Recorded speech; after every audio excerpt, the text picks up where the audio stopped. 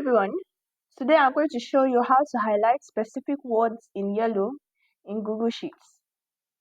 So first open up the sheets, then you can click on the cell to simply highlight all the words in the cell or double tap, then click and drag your cursor across the word you'd like to highlight, then select text color here and yellow. Now once you do this, you'll find that it's quite difficult to actually see the word. To change this, you need to change the background color, the fill color.